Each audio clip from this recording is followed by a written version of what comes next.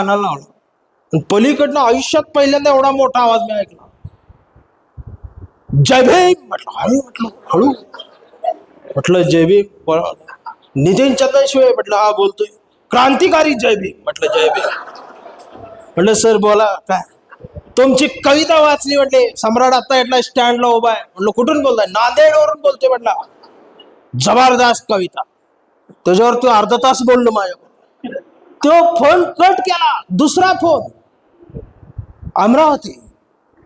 जय भीम जय भीम. आणि दिवसभर माझा फोन चालू राहिला. आणि मग माझ्या लक्षात आलं प्रत्येक तालुक्यात एक कार्यकर्ता आहे जो सम्राट वाचतो. बाकीचा नाही वाचतो पण तो वाचतो. आणि मग मला पब्लिक मिळालं. म्हटलं बास एवढीच आहेत ना आपल्याला वाचणारी. आता एवढंच लिहायचं बस झालं. म्हटलं एन्जॉय झाला आयुष्याचा. मी दरवेळी लिहायचो पाठवायचो. रविवारचा दिवस माझा नुसता जय भीम जय भीम. आणि मग ती समीक्षा ते बोलायची. बरं हा जय भीम म्हणणारा फक्त काय महाराजाच बुद्धाचाच नव्हता. सगळ्या जातीतला असायला. म्हणजे त्याला सगळी चळवळ माहीत असायची. त्याला हे सगळं माहीत असायचं. त्याला तुम्हाला प्रेरणा द्यायचं अप्रिशिएट करायचं. मग बायको पण माझी बघायची. ती म्हणायची रविवार मस्त चाललाय तुमचा. मी म्हणाय मस्तच आहे. रविवार फक्त फोन घ्यायची बोलत बसायची.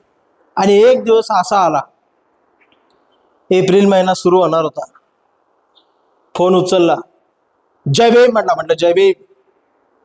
मी कोल्हापूर जिल्हा शिरोळ तालुका दानोळी गावातून बोलतोय म्हटलं. विलास वाघमारे. म्हटलं बोला दादा. दानोळी गावात. तर म्हटलं माझ्या गावात मी सगळ्या महापुरुषांची मिळून जयंती 14 एप्रिलला बाबासाहेबांच्या जयंतीनिमित्त घेत असतो. त्या जयंतीच्या कार्यक्रमाला प्रमुख पाहुणा म्हणून तुम्ही याल का? मला खूप आनंद झाला. माझी छाती फुगली. माझी छाती 58 इंच फुगती. 2 इंच जास्त असते आमची.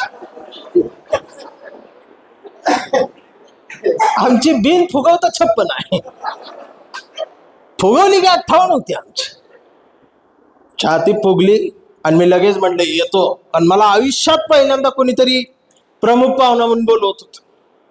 मी येतो म्हटलं तर त्याचा पलीकडून प्रश्न आला. म्हणले चंदनशिवे सर तुमचं मानधन किती? मला आयुष्यात पहिल्यांदा हे कळलं की प्रमुख पाहुण्याला मानधन असतं. मी पुण्यात राहत होतो. मी हिशोब जुळवायला लागलो. रेल्वेचं तिकीट जायचं 70, यायचं 70, चहा पाण्याला 50 रुपये, दिवसाची हजेरी एक आपली 200-300 रुपये, असं मिळून एक 500 रुपये. त्यावेळेला आमच्या डोक्यात जनरल डबाच हो. आम्हाला आत्ता कळलं मधल्या डब्यात माणसं असतात एसी डब्यात. ती कवा काच उघडी दिसलीच ना आम्हाला. कधी रेल्वे स्टेशनला गेलो की पहिले विचारायचं जनरल डबा कुठे होती. मग कोणतरी सांगायचं पुढं 2 मागं 2. आम्ही मध्ये कधी थांबलोच नाही. असा हिशोब जुळवून 500 रुपये. आता मी मानधन मागाव.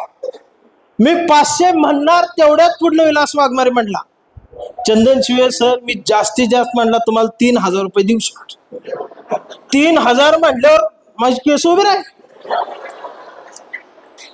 3000 म्हणले जास्त होतं. आणि मी एका क्षणात म्हणले येतोच. मीच येतो म्हटलं. तर त्याच्यानंतर त्याचं दुसरं वाक्य ते म्हटले तुम्ही पहिलाच बघताय म्हटले 3000 होय म्हटला आयुष्यात. म्हणलं नाहीतर सगळी 15, 20, 25 मागतात. न्यायला आणायला गाडी, राहायला लॉज, एसी रूम. तुम्ही पहिलेच आहे म्हटले 3000 होय म्हटले. मी मनात म्हटलं किती दरिद्र आहे म्हटलं. मी 500चा विचार करतो. वय लहान होतं पण मी मनात म्हटलं पहिला डाव भूताचा. पुढे वेळच्या शानू म्हणला मी येतो म्हणला. एवढ्याच माझी बायको जवळ आली. असला फोन कधी आला नव्हता. 3000 आकडा माझ्या तोंडात नाही ऐकला. ती मला म्हटली 3000 कसले? म्हटलं मला जयंतीला प्रमुख पाहुणा म्हणून बोलवले. तर तिने माझ्याकडे बघितलं. म्हटली तुम्हाला? म्हटलं मलाच. तिला म्हटलं नुसतं बोलवलं नाही तर 3,000 रुपये मला मानधन आहे म्हटलं. 3,000 मानधन आहे म्हटलं. माझ्या बायकोन दोन्ही हात गालावर ठेवले. म्हटले खरंच मानधन मिळणार आहे? म्हटलं 100% मिळणार. ते बोललाय तसं म्हटलं मला. तर तिचं वाक्य होतं, ती म्हटली मग या महिन्यात मिक्सर घेऊया. मिक्सर घेऊया म्हटल्यावर म्हटलं ठीक आहे, पैसे एक्स्ट्रा येतात, आपण मिक्सर घेऊ. ती जरा जास्त शिकलेली आहे, तिला जरा चांगला अनुभव आहे, विद्यापीठात ऍक्टिव्हिटी होती तिची. मग तिला म्हटली चंद्रशेखर पहिल्यांदाच भाषण वगैरे करणार आहे, तर भाषण पाठ करा.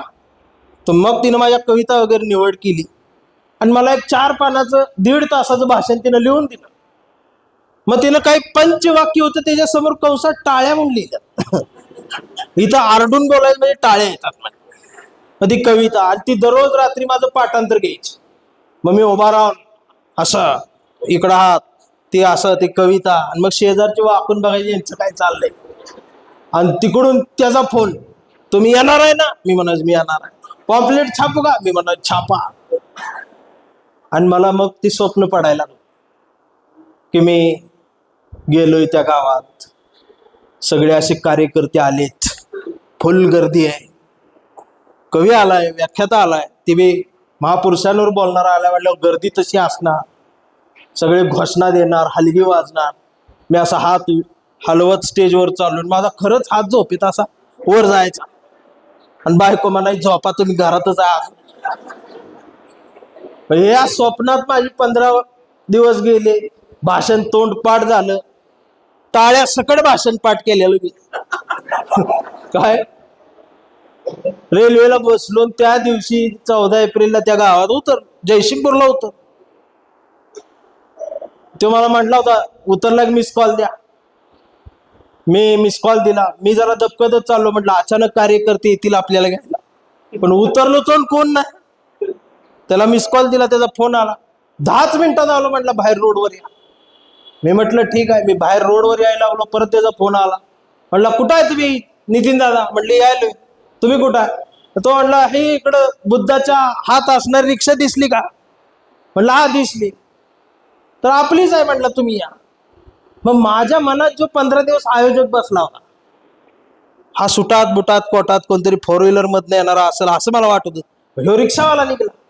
मी तसंच त्याला बारीक, तुम्ही रिक्षावाले? हा मी रिक्षावालाच आहे म्हटलं. तो खाली उतरला आणि माझ्याकडे चालत यायला लागला. मी फोन ठेवला. त्याचा अवतार बघितला. पांढरा शर्ट, पांढरी पॅन्ट मळलेली, खांद्यावर रुमाल, केस वीस कटलेले, असं ते समोर यायला लागलं. त्याला बघून माझा मूडच गेला. आणि माझा स्वप्नातला आयोजक वेगळा, ही एकदम साधं रिक्षावाला आहे. त्याला बघून जसा माझा मूड गेला,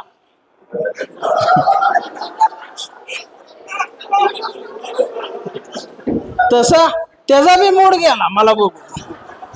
तो जवळ येत म्हटला तुम्हीच चंदनची? म्हटलं मीच चंदनची. चला म्हटला बसा.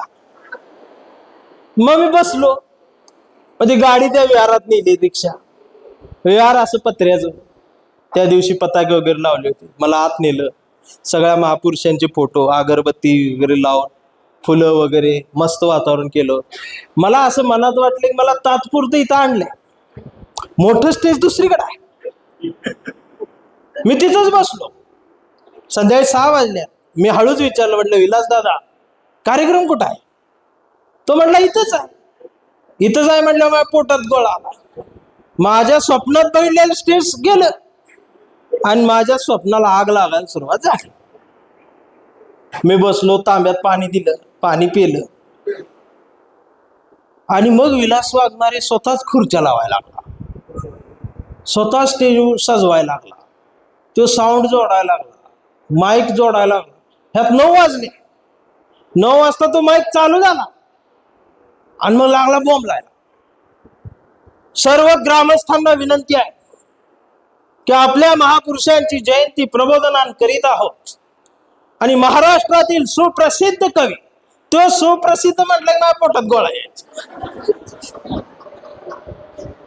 आणि मला तोच ओळखत होता, कारण सम्राट तोच वाचत होता. मग मी हळूच म्हणायचं ते फक्त नितीनच्याच दिवशी म्हणावं. नाही आपला माणूस. ती जवळजवळ 1 तास बोंबलला.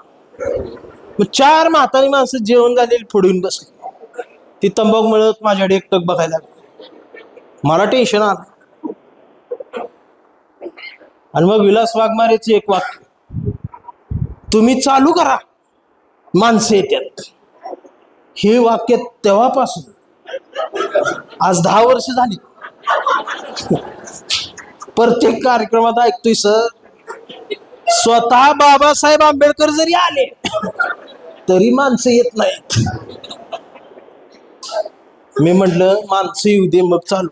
मग ते विलास वाघमारेला माझी परिस्थिती अवघडल्या दिसली. ते म्हणला तुम्ही बसा, मी माणसं गोळा करून. पण त्याचा उत्साह तेवढा होता, अजिबात नाराज नाही, अजिबात त्याचं तोंड बारीक नाही, उदास नाही, तेवढा लाव तुम्ही बसा, मी माणसं गोळा करून आणतो. तो जायला निघाला, माझ्या पोटात गोळा. त्याचा हात धरला, म्हटलं मला कुणा जीवावर टाकून चालला, मी बी येतो म्हटलं. आणि मग आम्ही घुसलो गावात. कोण लुंगी लावून आडवा, कोण बिडी पीत, कोण कट्ट्या, मग कोण बायका. जी ती विचारते गाणी येते का, बायका आणल्या द्या का. मग ह्यो म्हणाय नाही नाही प्रबोधन आहे. होय आलो. मग चल. मग एकाच ठिकाणी 10-12 बायका ती सिरियल बघत बसलेल्या. मग त्यांची सिरियल होऊस तर आम्ही थांबलो, त्यांना घेऊनच आलो. असं करून 80 माणसं आम्ही त्या विहारात आणली. आणि जशी बसली तसं विलास वाघमारे तिकडनं दार लावलं, मला डोळा मारला, म्हटलं कर चालू. प्रास्ताविक नाही, सूत्रसंचालन नाही, स्वागत नाही, सत्कार नाही. मी पण मग भाषण टाळ्या सकटपाठ केलं आणि मी भाषण चालू केलं. मग ती कंसात लिहिलेल्या टाळ्या ही बायकून बोलायच नाही म्हणून सांगितलं होतं. पण पंचवाक्य पडलं तरी टाळीच येईना. मग मी ते कंसातलं टाळ्या वाक्य बोलायला सुरुवात केली आणि मग टाळ्या पडायला लागल्या. बरोबर 1.5 तासात भाषण संपलं आणि सगळी गेली. रात्रीचे 12 वाजले. विलास वाघमारे आला. मला वाटलं संपला कार्यक्रम. त्यानं माईक हातात घेतला. म्हटलं मी आभार मानतो. म्हटलं गेले सगळे. नाही म्हटलं त्यांना ऐकू जात. म्हटलं मग आता काय करणार काय. तर म्हटलं नावं घ्यावी लागतात, नाही तर ते रागाला येते. मग त्यानं नावं घ्यायला सुरुवात केली गावातल्या सगळ्यांचीच. अर्धा तास तो नावं घेत होता. मग माझ्या लक्षात आलं किती गावाची दहशत आहे म्हटलं ह्याच्यावर. चुकून एखाद नाव राहिलं तर मारतेच म्हटलं उद्या. सगळ्यांची नावं घेऊन शेवटी तो एक वाक्य बोलला, तरी नजर चुकीनं माझ्याकडून एखादं नाव राहिलं असेल तर हात जोडून मी माफी मागतो म्हटला. त्यावेळेला त्याला घाम पडला होता. सगळं संपलं. रात्री 12:30 वाजले. कार्यक्रम संपला. आता माझ्या डोक्यात घुमायला लागलं पाकिट कसं मागायचं. पहिलीच वेळ आहे, ह्यो अनुभव नाही, पाकिट कसं काढायचं. पण मी तिथं स्टेजवर बसलो आणि विलास वाघमार खाली उतरला आणि खुर्च्या लावायला लागला. खुर्च्या लावल्या, परत ती चटई उचलायला लागला. मग माझ्या लक्षात आलं हे सगळं जोडायला 3 तास गेल्या. आता काढायला म्हटलं रात्र संपणार, मला पाकिट कधी येणार, मी जेवणार कधी. म्हणून मी ते प्रमुख पाहुण्याचं कातडं काढलं आणि मी स्टेजवरून खाली उतरलो आणि ती चटई उचलायला खाली वाकलो त्याला मदत म्हणून. तर मी खाली वागताना ती चटई धरताना मी त्याच्याकडे तिरकं बघितलं. मला असं वाटलं की विलास वाघमारे म्हणल की दादा तुम्ही बसा, तुम्ही प्रमुख पाहुणे, मी धरतो सगळं. पण तो तसं काहीच म्हटला नाही. त्यानं माझ्याकडे बघितला, बारीक हसला आणि मला म्हटलं तुम्ही तिकडनं धरा आणि मी इकडनं धरतो. आणि 2 मिनिटात त्यानं मला त्याचा कार्यकर्ता कधी बनवला मला कळलंच. आम्ही अर्ध्या तासात सगळं मोकळं केलं. आणि मग मला म्हटला भूक लागल्या काय. म्हटलं आता 1:30 वाजला दादा, 7 वाजता आलोय, तांब्यात तुम्हीच पाणी दिले म्हटलं. मला म्हटलं हॉटेल सगळे बंद झाले. हॉटेल बंद झालं म्हटलं पोटात गोळा आला. पण विलास वाघमारे म्हटला काय टेन्शन नाही घ्यायचं. त्याचं कॉन्फिडन्स तेवढाच, काय टेन्शन नाही घ्यायचं, आपल्या घरी जाऊ. मी खरं सांगतो, आपल्या घरी जाऊ, माझ्या घरी जाऊ, आमच्या घरी जाऊ असलं नाही, आपल्या घरी जाऊ. आपल्या घरी जाव असं म्हणणारा कार्यकर्ता हा याच चळवळीत बघायला मिळतो, दुसरीकडे नाही बघायला. त्यानं मला त्याचा कधी बनवला कळलंच नाही. म्हटलं घरी तर घरी. मी माझी पिशवी घेतली, तेवढ्यात तो माझ्याकडे एकटक बघत म्हणला, ही 2 साऊंड आहेत ना? म्हटलं हा ना, भाड्यानं आणलेत म्हणला. म्हटलं मग इथं ठेवलं तर म्हटलं जरा बेवडे आहे तिथं, चोरतील बिरतील. मांडीवर घेऊन बसता म्हटलं माग घरी न्यायचे. आता मला बी 3000 घ्यायचं होत. मी म्हटलं बसतो. मग ते मांडीवर घेऊन बसलो. मग त्याच्या दारात आलो, ते रिक्षातच ठेवले सावंड. आणि मग रात्रीच 2 वाजले. सीन कसा आहे बघा. तो दारात आला, त्याचं घर, मी त्याच्या मागाय अंधारात उभा 2 वाजता रात्री. आणि जो 7 वाजल्यापासून आणि जो पहिल्या फोन पासून माझ्या मनात असलेला विलास वाघमारेचा आवाज, एकदम 8व्या पट्टीतला आवाज, जोरात बोलणारा आवाज. म्हटलं आता ओरडते जोरात. तिथं दाराजवळ गेल्यावर अर्धा फूट उंची कमी झाली त्याची, खालीच गेलं खांद त्याच. त्यानं जोरात आवाज दिला नाही. दाराची कडी हळूच धरली, हळूच उचलली आणि दारावर हळूच टेकवत म्हटला उज्ज्वला.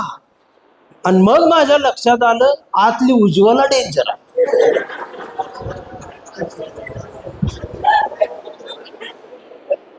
म्हणजे आमच्या काटकर सरांना यातली खोली कळली.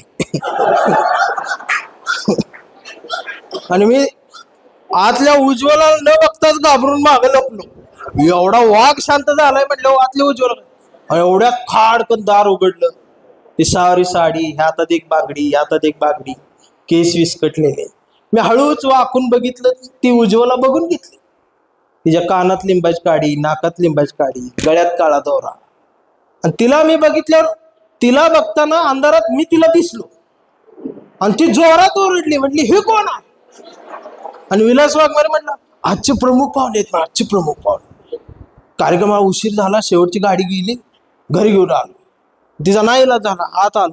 आत आल्यावर बघितलं तर दार निळं, इकडचा पत्रा निळा, मध्ये वासं निळं, वरचा पत्रा निळा, इकडं सगळं निळं, कुठं पिवळं, कुठं बघ, सगळ्या रंगान भरलेलं घर. कुठंतरी तिरंगा झेंडा, ही ती. पोरं तेवढी व्यवस्थित होती, रंगवा येत नव्हती म्हणून. सगळ्या भिंतीवर बघितलं, कुठंच 4 हाताचं 2-3 तोंडाचं नागडं उघडं असलं काही दिसलं नाही. सगळ्या महापुरुषांचे फोटो. आणि खाटाच्या खाली सर लक्ष गेलं तर सगळं पेपर, सगळ्या पुस्तकानं रद्दी भरून पडलेली. ती नुसती नव्हती तर ती अशी पानं दुमटली, म्हणजे ती वाचत होतं. मग माझ्या लक्षात आलं, म्हटली विलास वाघमारे पैशान गरीब आहे. म्हटलं पण विचारानं श्रीमंत आहे, हे माझ्या लक्षात आलं. तेवढ्यात विलास वाघमारे म्हटला उज्ज्वला आज जयंती काय गोडधोड. ती माझ्याकडे रागान बघत म्हटली दुपारी शिरा केलता, म्हटली संपलाय. सकाळच्या 3च बाजरीच्या भाकरी आणि वांग्याचं कालवण आहे. 3च या शब्दावर तिने जोर दिला. मग माझ्या लक्षात आलं 4थी बनवायची ही इच्छा नाही. मी ह्याच्याकडे बघितलं तर हो 4 भाकरीचा. पण मी मनात आशावादी होतो, म्हटलं भात असेल. म्हणजे मगाश काटकर सर जसं म्हटले आम्ही आशावादी आहे, आम्ही आशावादी असतो. हितलं नाही तर तिथनं येणार आणि ते असतच. म्हटलं भात असेल. तेव्हा ते ताट आलं, बसलो तर ती समोर बसलेली, जेवण चालू आहे. विलास वाघमारे म्हणतोय अतिशय छान झाला कार्यक्रम, समाज हा भार भरकटलेला आहे, हे सुरू आहे. मी आपलं हो हो म्हणणार आणि ती माझ्याकडे रागान बघणार, ती त्याच्याकडे रागान बघणार, परत माझी मान खाली जाणार, परत त्याचं काय तोंड बंद होईना, पण मला तिचं तोंड बघ वाटना. ती अशी रागानच बघायची माझ्याकडे त्याच्याकडे. सगळं जेवण झालं, पोट भरल्यावर पुन्हा मला 3000ची आठवण झाली. आता मागायच कसं, पहिलीच वेळ आहे. पण तेवढ्यात विलास वाघमारे म्हटला सकाळी जायच्या गडबडीत मानधन राहील, मानधन घेऊन टाक. म्हटलं द्या द्या द्या. म्हटलं उज्ज्वला ती ताट आण. मग ती ताट घेऊन आली. तिथं सत्कार करायचा राहिला होता. मग त्या ताटात शाल आणि ते पांढरं पाकिट, पहिलं आयुष्यातलं मानधन. त्यानं शाल खांद्यावर टाकली आणि पाकिट हातात दिलं. पाकिट हातात घेतलं, बरं वाटलं. मला तर पाकिटच्या जाग्या मिक्सरच हातात आल्या वाटायला. आणि आमची बायको मिक्सर, बरं नुसतं मिक्सर घ्यायचं एवढ्यावर थांबा, आमच्या बायकोन सगळ्या पै पाहुण्यात केलं होतं आम्ही मिक्सर घेणार आहे. जो पाहुणा दिसल तेव्हा विचारायला मिक्सर घेतला का, आम्ही मला घेणार आहे, जयंती झाल्यावर घेणार आहे. ते पाकिट हातात घेतलं, ती उज्ज्वला वहिनी अशी हात जायला निघाली, तेवढ्यात तिच्या चेहऱ्यावर लक्ष गेलं तर तिचे दोन्ही डोळे भरून वाजत, रडायला येत होते. मलाही अचानक गलबदल्यागत झालं. मी म्हटलं वहिनी रडायला काय झालं? तेवढ्यात विलास वाघमारे जोरात ओरडला, म्हटलं तू आज पलीकडे जा, काय रडतीस इथे? म्हटलं थांबा दादा. वहिनी थांबा, इकडे आवड. मी हात धरला, म्हटलं वहिनी काय झालं खरं सांगा.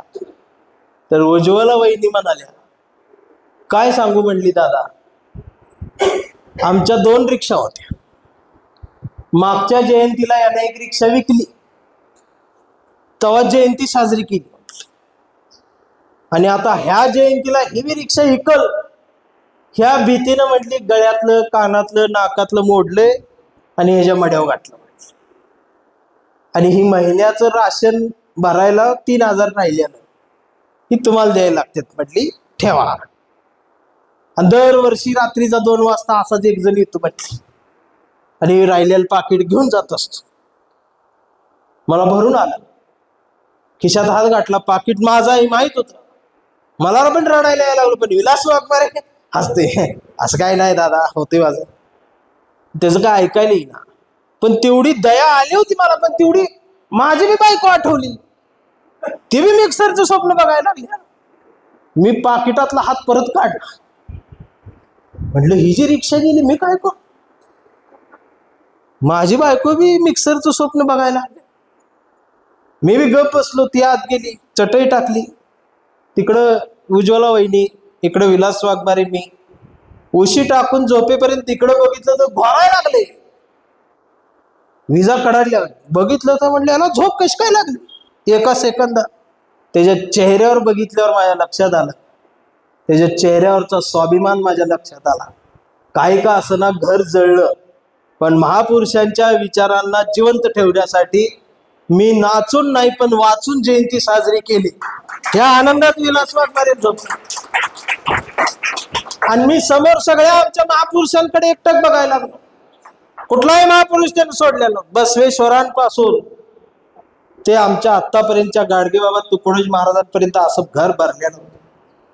मी बघायला लागलो, मी म्हणायला लागलो मनात, म्हटले ही माणसं कोण आहे,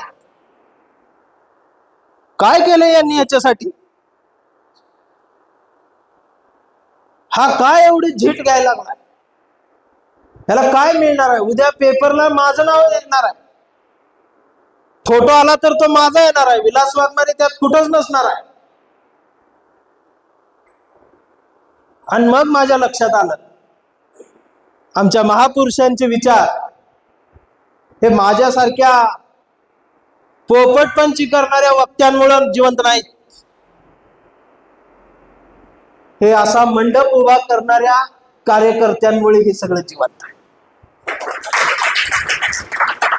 आणि हात जगला पाहिजे म्हणून खिशात 3000 रुपयाचं ते पाकिट बाहेर काढलं. मनात वाटलं याला उठवावं, हे पैसे त्याला द्यावेत, पण माझ्या लक्षात आलं होतं हा स्वाभिमानी हा पैसे परत घेणार नाही. पण त्याच पाकिटातले 300 रुपये एसटीच्या खर्चासाठी काढून घेतले. 2700 रुपयाचं पाकिट त्याच चटईखाली सारलं. मनात विचार केला, म्हटलं सकाळ होईल थोड्या वेळात. सकाळ झाली की पटकन अंथरून काढायच्या आत निघून जायचं. सकाळ झाल्यावर तसंच मी निघालो, त्याला अंथरून काढायची संधीच दिली नाही. तो म्हणाला, अहो थांबा, आंघोळ करा, चहा पाणी करा, नाश्ता करून जा. म्हटलं मला ड्युटीला जायचं, मला जाऊ दे. मी चप्पल घेऊन दारात घालून उभा निघणार, तेवढ्यात आतून आवाज आला, भाऊ थांबा म्हणाली. तो उज्ज्वला वहिनी होती, हातात एक कॅरी बॅग घेऊन आली. हातात एक कॅरी बॅग घेऊन जवळ आली, हातात कॅरी बॅग दिली तर गरम वाफा आल्या. म्हटलं वहिनी काय आहे? तर म्हटली भाऊ रात्री तुमचं पोट भरलं नाही, मला माहिती आहे, अर्ध्या पोटानं तुम्ही उपाशी आहात. 4 चपात्या, मटकीची उसळ, शेंगदाणे चटणी रस्त्यात खा. आजपर्यंत माझ्या घरातनं मी कोणालाच उपाशी जाऊ दिलं नाही, तुम्हाला तरी कसं जाऊ दे, सख्खी बहीण भेटल्यासारखं वाटलं, रक्ताचं कोणीतरी भेटल्यासारखं वाटलं. पण त्या रात्रीत एक गोष्ट मात्र घडली. त्या विलास वाघमारेच्यात जो चळवळीचा किडा होता तो माझ्यात घुसला. त्या चटईमधून आला, माझ्या मेंदूची नस फणफणली. मी मनातल्या मनात तिच्या चेहऱ्यावर बघत म्हटलं, भावाची ओवाळणी चटई खाली लपलेली आहे, मी गेल्यावर सापडल. मी निघालो आणि एसटीत बसलो. एसटीत बसल्यानंतर एसटी चालू झाली. विलास वाघमारे मला सोडून घरी गेला. जवळ कराडपर्यंत गाडी आल्यावर 10 वाजता त्याचा फोन यायला लागला. त्याला 10 वाजता घरी पाकिट सापडलं होतं. माझ्या लक्षात आलं याला पाकिट सापडलेलं असणार, आणि ही येडं म्हटलं पाकिट द्यायला पुण्यात येईल म्हणून मी त्याचा फोनच उचलला नाही. दिवसभर त्याचा फोन वाजत राहिला. शेवटी मी कंटाळून स्विच ऑफ केला आणि मग मी घरात गेलो. पुण्यातल्या आमच्या ते भाड्याची खोली, बायको वाट बघत बसलेली. आणि मग मी सुद्धा दाराजवळ गेल्यावर त्या दिवशी नाही चांगला अर्धा फूट उंचीनं कमी झाला. माझा एक कॉन्फिडन्स गेला आणि माझा हात आपोआप कडीला धरला आणि कडी हळूच आपटत आवाज दिला, म्हटलं दीपाली. तिनेही दार उघडलं. माझा आई वेगळाच अवतार बघून तिनं कपाळावर हात लावून ताप बीप आलाय. मला वाटली तब्येत बरी आहे. म्हटलं हा एवढा बारीक आवाज. मनातल्या मनात म्हटलं उद्यापासून एवढाच आवाज. तिनं तांब्यात पाणी दिलं. त्या पाण्याकडे बघितलं, तिच्या चेहऱ्याकडे बघितलं, म्हटलं ही शेवटचं पाणी. पाणी पिलं, तांब्या हातात दिला, तेवढ्यात ती म्हणली फक्त 2200 रुपयाला. म्हटलं काय? तर म्हटले मिक्सर. म्हटलं तुला कसं कळलं? अहो मी दिवसभर दुकानच फिरत होतो. त्या दुकानात स्वस्त आहे म्हटली, चांगल्या कंपनीचा आहे, चला घेऊन येऊया. माझे हातपाय थरथर कापायला लागले. खिशात हात गाठला, सगळी संपली होती. मी म्हटलं पैसे नाही आणले. ती म्हणली तुम्ही जयंतीला गेला होता, भाषण झालं नाही का? म्हटलं झालं. मानधन दिलं नाही का? म्हटलं दिलं. मग पैसे कुठं आहेत? म्हटलं तिथंच राहिले. अहो म्हणले मग काय आणलं? तिच्या या प्रश्नांनी मी वैतागून म्हटलं किडा आणला. ती म्हणली कसला? म्हटलं चळवळीचा. म्हणली कुठं आहे? म्हटलं घुसलाय. ती म्हणली अहो काढा. म्हटलं याचं ऑपरेशन नाही होत. मग म्हणले आता ह्याचं काय? म्हणले आता वळवळत राहणार. मग म्हणले याचं फायदा नुकसान? फायदा माहित नाही म्हटलं, पण तिच्या कानात नाकात लक्ष गेलं. म्हटलं हिच्या नाकातलं कानात जाणार. म्हणले तिला सगळी परिस्थिती समजावून सांगितली. तिने दोन्ही हात माझ्या हातात धरले. का कुणास ठाऊक मला त्या सुरेश भटांच्या गझलेच्या ओळी आठवल्या की जाळलो गेलो तरी सोडले नाही तुला, कापलो गेलो तरी टाकले नाही तुला, घे उद्ध्वस्त झालेल्या घरांची, भीमराया घे तुला लेकरांची. मी